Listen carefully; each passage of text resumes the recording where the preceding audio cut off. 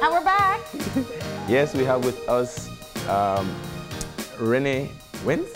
Yes. Who's a self-defense trainer. We've seen her here before. And she's promoting a domestic violence fundraiser. And there's a movie called Beauty Bites Beast. Yes. Alliteration, right? That's what you say. Yes. Yeah. It's a film in Belize. So talk to us about why first you're doing the fundraiser and what motivated you to do this event.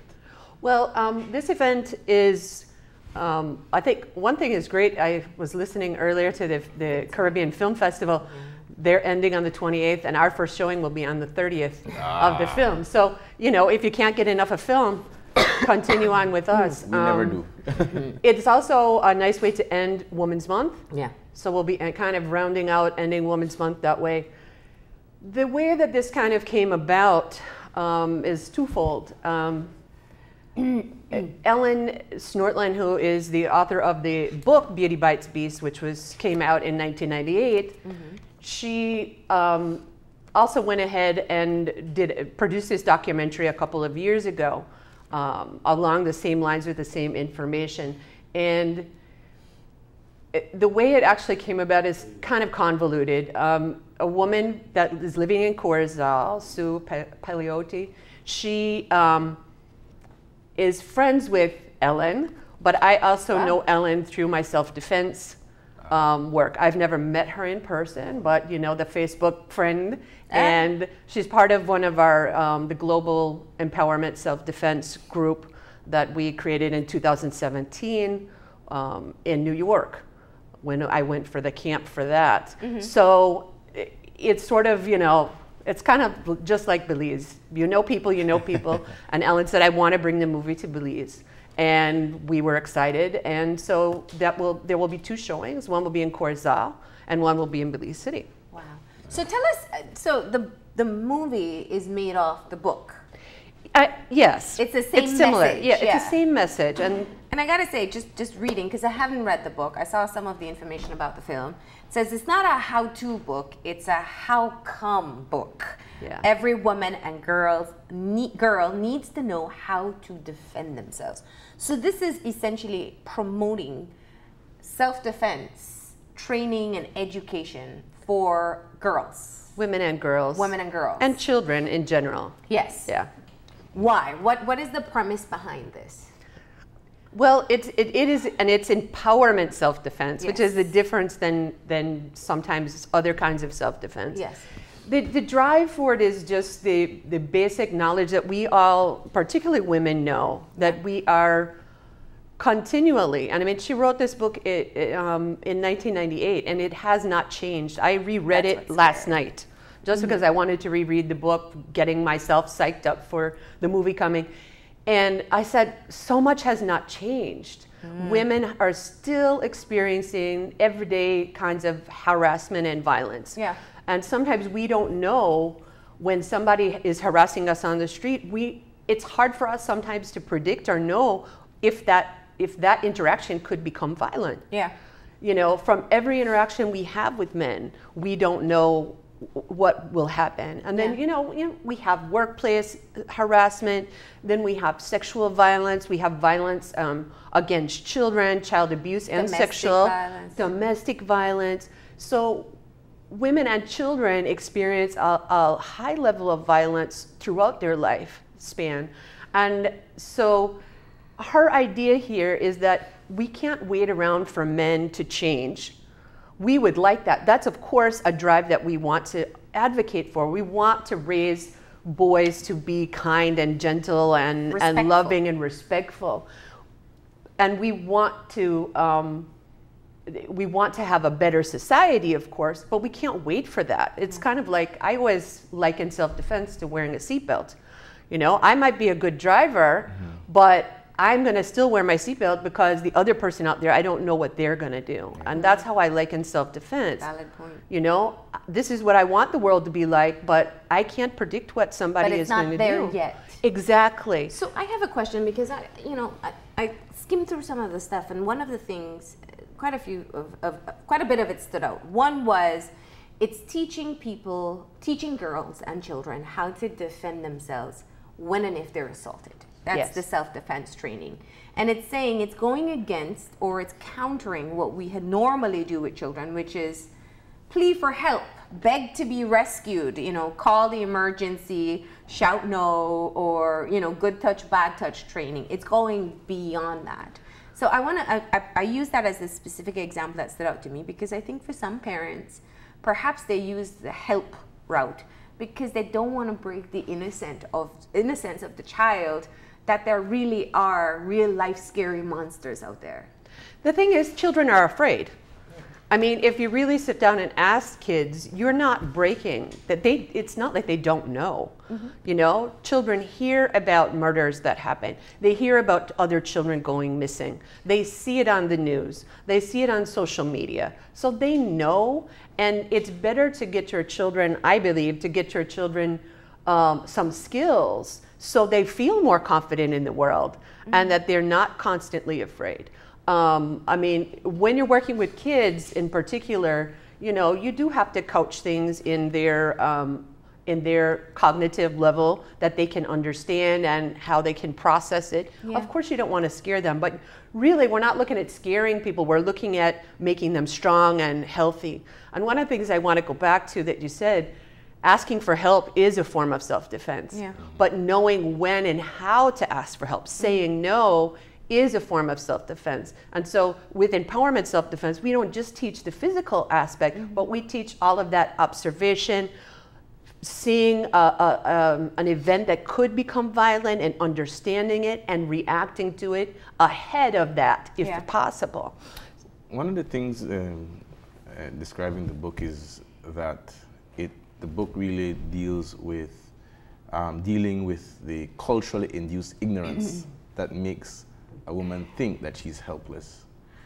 The film, I assume, is not based in Belize. It is probably based in California. It's based all over the world. All over the world. You're going to see people from Israel on there, people from India, people from all over the world, because the idea of this global empowerment self-defense is we're trying to spread the message all over, and the film has shown all over the world too. Belize is just one stop on the route of this. So you've not necessarily seen the film, have you? I've seen a rough cut. Awesome. I've seen a short version that was before it was finalized in 2017. Can you talk about, because one of the things the book professes is that it is irreverent. What can you point to us to some of the irreverent comments or pointers that the book points to try to shake this cultural noise that we have that creates this problem? I think part of it is that it uses humor. So there's humor involved in there because, it's similar to, I mean, I read her book and I'm like, this is exactly how I teach my classes because it's a very serious subject. And if you take it, if it's all seriousness, it's sometimes a little bit overwhelming and it's too much. So there's a lot of comparisons between different areas of life. Like I use the seatbelt comparison, that's one that I use. But there's different comparisons to other areas of life. She talks about, one of the things she talks about is how we raised our dogs. We don't raise our male and female dogs any differently, or a mother dog. She doesn't separate her puppies depending on a girl puppies go over here and you be nice and you do this, and the boy puppies go over here and you play rough and tough together. You know, when we look at the animal world, the females are some of the fierce, most fierce parts of the family because they're the ones who are protecting the children. The males are going off and sometimes they're just impregnating and leaving. And then the women are the ones that, the female animals are the ones that have to protect. And why are we the only animal that does not do that? We separate our children from birth, sometimes before birth, those gender parties, you know, people are already genderizing their child while they're in the womb. And so when the child is born, we're automatically assigning these roles to children. So they're growing up differently. And we're telling girls that they have to relax. Breastfeeding statistics, there's a difference between baby boys and baby girls in exclusive breastfeeding. So, and I just saw that very same part and caught my eye. It says males do not always dominate in a dog litter, nor would they in human litters. But it also talks about how mother intervenes when they get too rough. But another part, I just was skimming through that I think is so interesting. and it talks about street harassment. Yeah. And this is perhaps identical to what happens in Belize. So what are we told when we're being harassed or bullied? Pretend he's not there. Walk by quickly and don't say anything. Look away and don't listen. Ignore him, and ignore him some more. This is exactly what I was taught to handle street harassment, which I still have conversations now with my mother about. That is just fundamentally wrong. Ignoring. It's not safe. Silence, it's one of the times where silence is consent. Yeah. And so that's one of the things addressed there. And I think that what I hear clearly, or what I would imagine is coming out from the book, is that it's moving away from the traditional form of protecting yourself, which is ignoring people, being super safe, but also being empowered enough to handle any encounter that you come across. A big part of it is doing things like teaching assertiveness, assertiveness skills, how to approach somebody. You will see, if you watch the trailer, and if you go to if you go on Facebook, there's an event already for this, and you can find the trailer there. You can go to the Beauty Bites Beast. It's just beautybitesbeast.com is the website, and you can watch the trailer. The first thing they show in the trailer is, I think it looks like it's in India, and it's street harassment. Yes, so you can see it right there, and how the woman reacts to it. Actual footage. Pardon me? This is real footage, not actors. Yeah, it's real footage, and this is not actors. This is in the movie as well. So this is the trailer of the movie, so it shows some parts of the movie, and you'll see no, how she handles it. No, I'm always, whenever we have these self-defense questions, I understand, like you said, like the seatbelt, but I also understand in martial arts, you don't engage if you really don't have to. So my question is always, how do you find the balance between knowing not to escalate a situation that could probably go away, as we were just talking about street harassment, and not stopping and getting, you are alone with 5 guys who are whistling at you, and you stop and say, da da da da, and then you get escalating situation, or somebody who has a gun and a knife, and you're a female and you say, well, I've read the book, and so, well, you're going to get it today. How do you make smart decisions in terms of knowing what is the best solution for the problem or the risk that you're facing? The first thing I'm going to say is take a self-defense course. That's number one. Yeah. Take a self-defense course where you can learn how to determine those, how to do de-escalation. It's part of what we teach. And when are the times and the ways that you react. One of the examples that she has in there, and I've used it before in my classes too, which is one of my favorite examples, is in crowded, like if you're in New York City or in any of the big cities around the world where they have trains and they have subway kinds of transportation, people are up on top of each other, just like in our buses. And they give an example of a woman who, she was being fondled on the transportation, and she grabbed the man's hand from her backside and she said, did somebody lose this hand? Because I found it on my ass. Okay. And so in that way, she's like calling out the man. So and then there's so many people around, the man really couldn't do anything. Yeah. So part of the training and getting trained is learning how to approach different situations. Sometimes with humor, sometimes with being angry, sometimes with being serious. And part of that's just trusting your gut and trusting your instinct. I want to take it to the bigger picture, because you've been advocating for self-defense training and conducting self-defense training across this country. I've done 2 classes with you, I know. And I got to tell you, sometimes people, especially men, don't understand my hypersensitivity to my situations, to my surroundings. But because I've done your training, I know how important it is, even in a safe environment, to know where you are. Yeah. But I want to ask just how you found the openness to from people in this country in going to the trainings, in understanding it. What is the sense as to how much women want to be empowered enough to be able to defend themselves? I think it's big. I mean, and it's one of the things that Ellen talks about in her book and talks about in the movie is the fact that a lot, I mean, if we went around and we took a survey and we asked women, how many of you would like to do a self-defense course, you would probably have a huge amount that would say yes. Yeah. Now, do they find the time to come out and do it?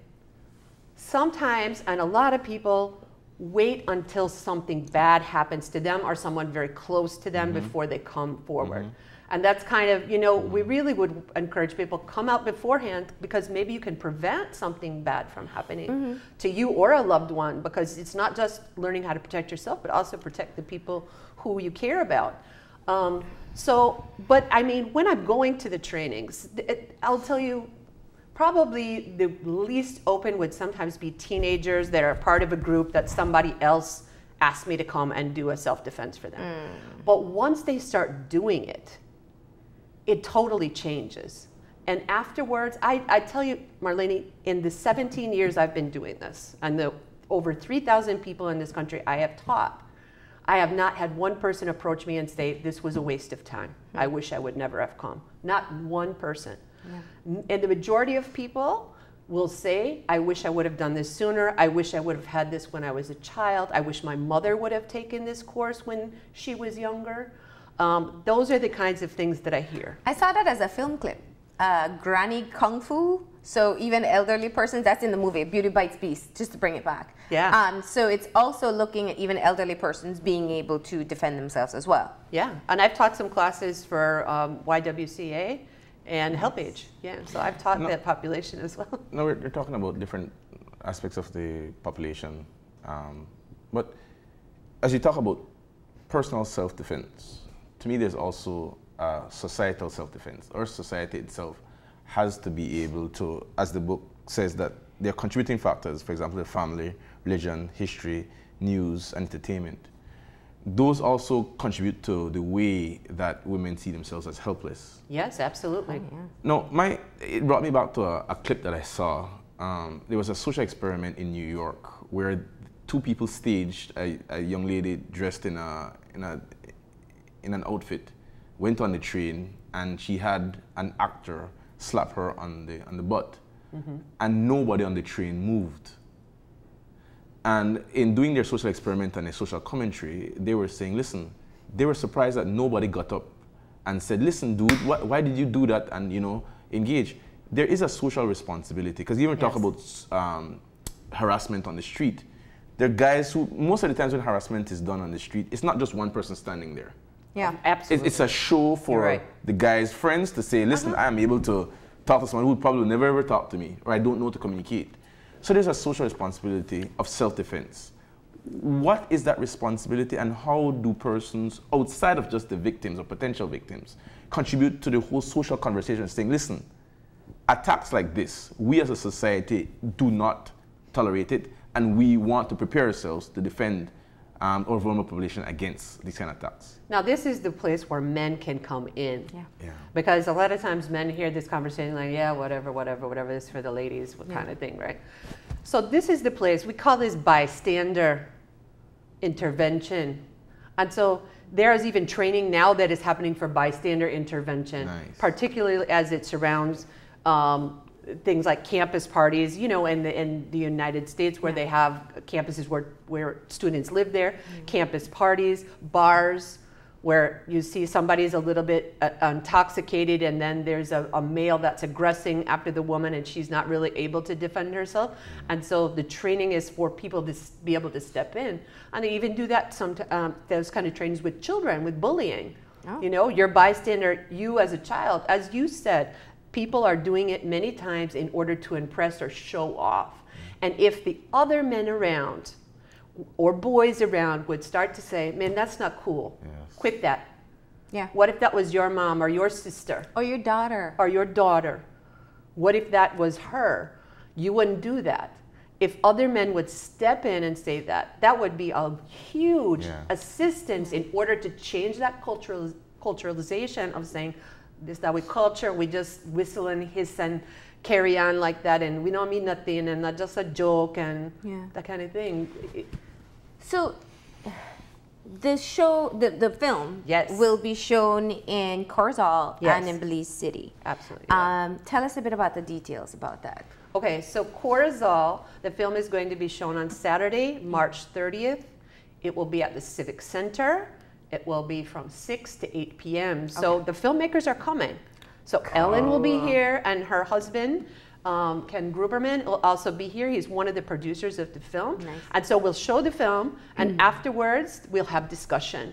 So it will be, I mean, I'm thrilled. I have an opportunity to watch the full film, but I've said I don't want to watch it till they're here. I want to see it for the first time, the full film, at that event in Corozal. I will also be there, because of course I'm going to talk about my self-defense when I'm there. Yeah. And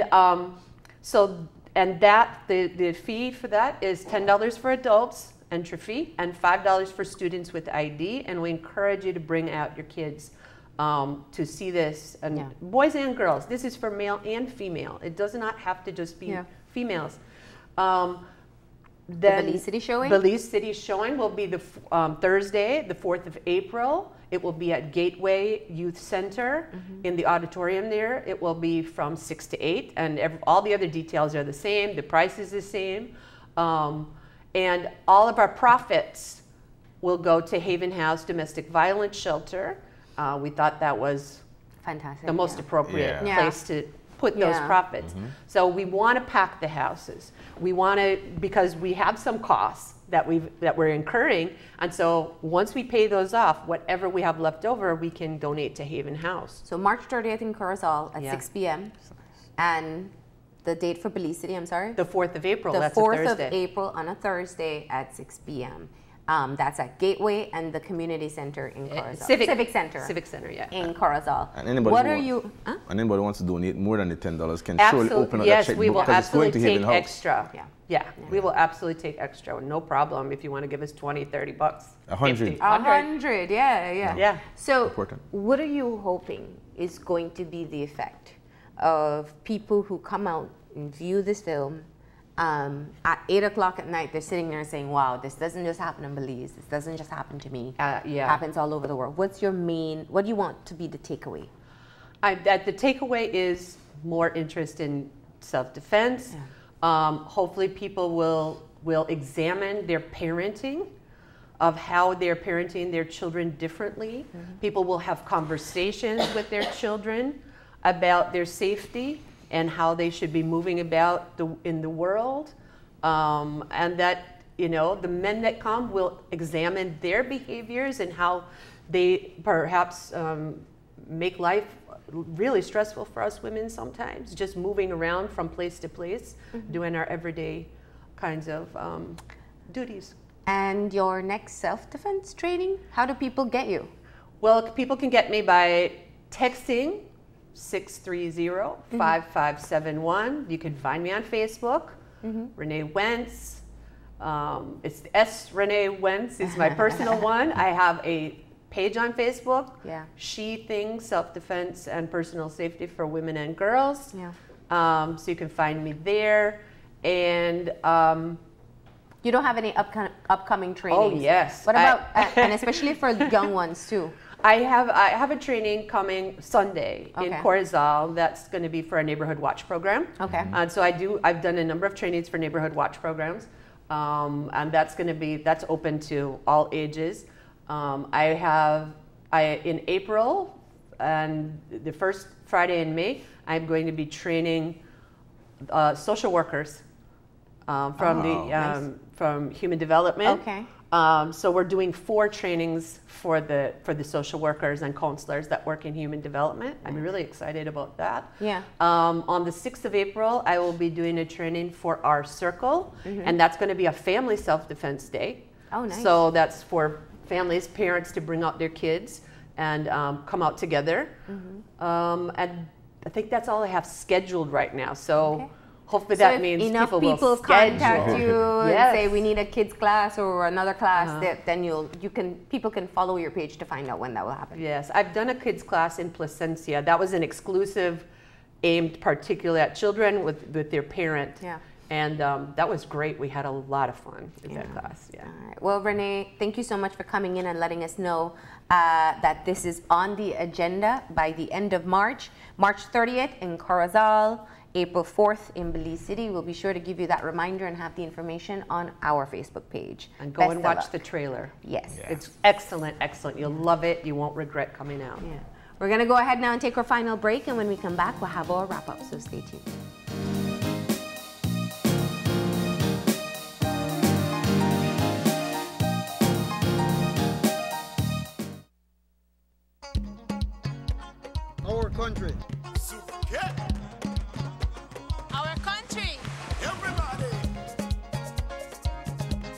country.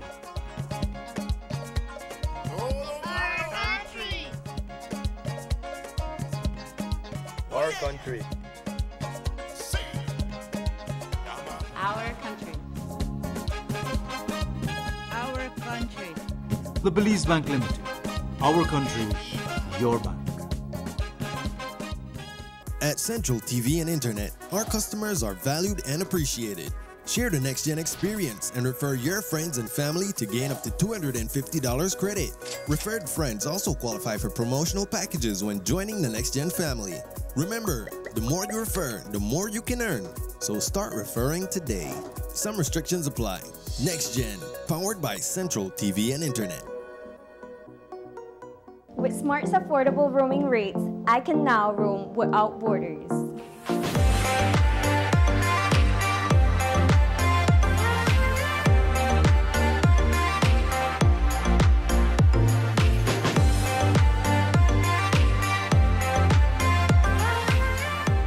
When visiting the US or Mexico, prepaid and postpaid customers can make calls at even lower rates than in Belize, while enjoying local rates on texts and reliable data connection wherever you roam. So go ahead and go without borders. With roaming rates so low, it's like I never left home.